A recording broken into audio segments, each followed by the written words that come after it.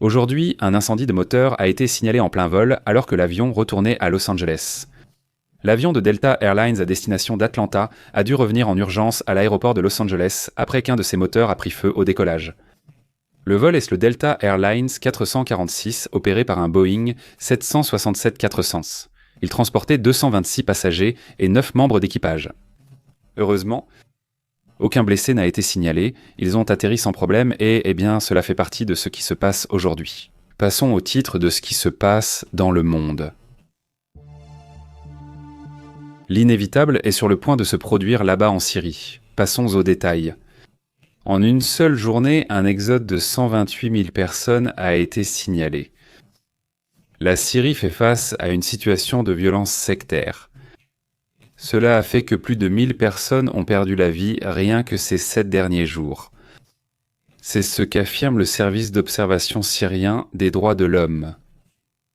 Les affrontements qui ont commencé le 13 juillet ont impliqué des combattants druzes, bédouins, sunnites et les forces gouvernementales. Les forces gouvernementales, principalement dans la province méridionale de Soueïda, selon cette organisation des droits de l'homme basée à Londres. Elle affirme qu'au moins 336 combattants et 298 civils russes auraient perdu la vie. Et pour 194 d'entre eux, il s'agissait essentiellement d'exécutions par fusillade. 342 membres des forces de sécurité du régime ont également perdu la vie, ainsi que 21 bédouins sunnites, dont 3 civils qui auraient été éliminés par des combattants russes. Au moins 15 soldats du régime ont perdu la vie lors de bombardements israéliens, selon ce que l'on sait. Cela ajoute une autre couche, une autre dimension à ce qui se passe dans cette région du monde. Le plus regrettable, le plus frappant, en dehors évidemment des personnes décédées, c'est le fait que des gens soient déplacés, qu'ils bougent. 128 000 personnes. Cela, c'était seulement pour la journée d'hier, le 19 juillet, sans compter les autres jours. Selon le rapport du ministère de l'Intérieur, Syrio a confirmé le cessez-le-feu à Soueïda, réussissant à obtenir le retrait des combattants tribaux après le déploiement des forces dans la zone nord et ouest de la région. Il y a un calme tendu en ce moment, même si ce calme tendu est constamment rompu. Et de nombreuses vidéos sont publiées où, jusqu'à présent, jusqu'au moment de cette diffusion, il continue d'y avoir des affrontements dans différents endroits. Et peut-être que ça va se calmer un peu, que ça pourrait être possible. Il se peut que certains de ces affrontements soient un peu moins intenses que dans d'autres zones, disons-le comme ça, mais la situation reste très compliquée. Et encore aujourd'hui, le 20 juillet, on continue de signaler des mouvements militaires, des tirs, des incendies et, évidemment, le déplacement de beaucoup de personnes vivant dans la région. Le président intérimaire, Amir al-Shara, a tenté d'être proche de l'Occident. Les États-Unis ont déclaré la fin immédiate des hostilités afin d'éviter une possible intervention militaire d'Israël. L'envoyé spécial des États-Unis, Tom Barak, a assuré que l'accord bénéficie du soutien d'Israël, de la Turquie et de la Jordanie. Ce dernier accord qui a été conclu seulement hier. Depuis la chute du dictateur Bachar al-Assad en décembre, le pays continue de faire face à une série d'instabilités et de violences très graves, mais celles-ci n'ont fait qu'augmenter. Le directeur du ministère de la Santé israélien, Mossad Barzimantop, a déclaré qu'ils allaient aider les blessés. Il dit que c'est une obligation morale, en faisant surtout référence aux personnes qui se trouvent dans le sud, en particulier aux Russes. En ce moment, il est rapporté qu'il ne resterait plus de Bédouins dans la ville de Soueïda. Ce serait donc une entrée vers la trêve cruciale. Le gouvernement syrien aurait officiellement confirmé la cessation des affrontements, après une semaine d'attaques intenses. Ils assurent que les combattants tribaux ont été évacués et que les forces de sécurité contrôlent déjà les quartiers conflictuels. D'après ce que l'on sait, tous les combattants tribaux sont évacués de la ville. Et les affrontements dans les quartiers ont cessé.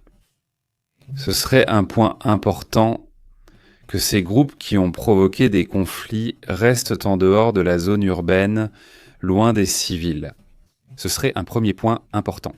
Il dit ceci. Nous amenons les Russes, les Bédouins, les Sunnites à déposer les armes et à construire une identité syrienne unie. C'est ce qu'aurait dit Tom Barak lui-même, qui est le représentant spécial des États-Unis.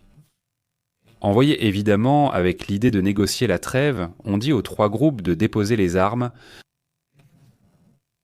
Ils vont négocier autrement, sans violence, sans coup de feu, ce que Damas veut, ce qu'il veut. Syrie.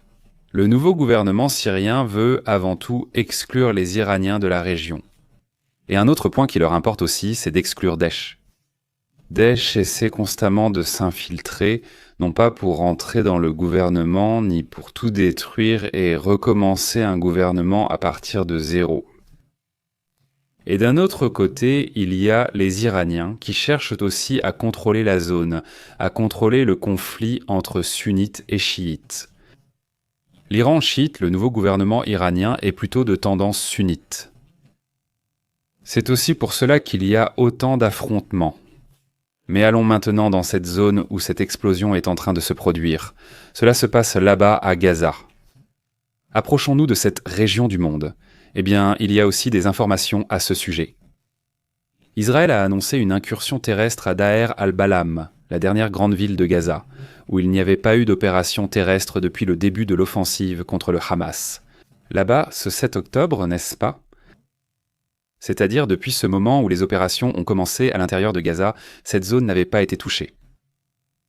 Le porte-parole militaire israélien, Abichaz André, a déclaré que l'armée continue d'agir avec force pour détruire les capacités du Hamas.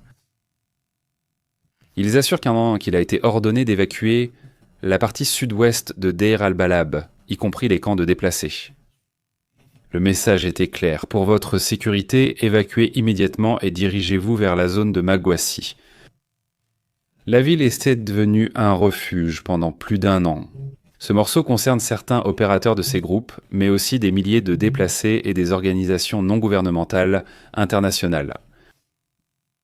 Selon ce que rapporte le Times of Israel, environ 350 000 personnes vivaient dans cette gouvernorat centrale de Gaza.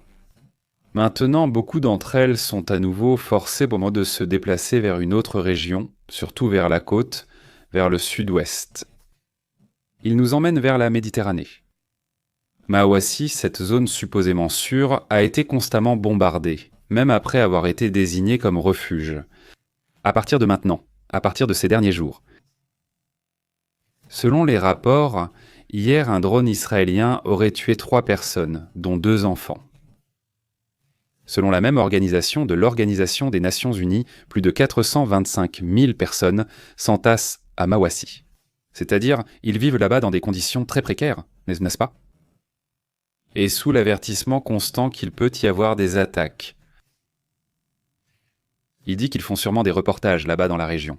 Il y en a qui veulent s'échapper vers Deir al-Bala, maintenant ils doivent retourner à Malawassi, qui est aussi attaqué, et ils ne savent pas où aller. Ah non, Zolisti, le Bureau des Nations Unies pour la coordination des affaires humanitaires, le Bureau de la coordination des affaires humanitaires des Nations Unies, estime que 86,3% de la bande de Gaza est actuellement sous contrôle ou domination israélienne. Cela inclut les zones évacuées et les zones militarisées. Jusqu'à présent, du moins, c'est ainsi que la situation se présente.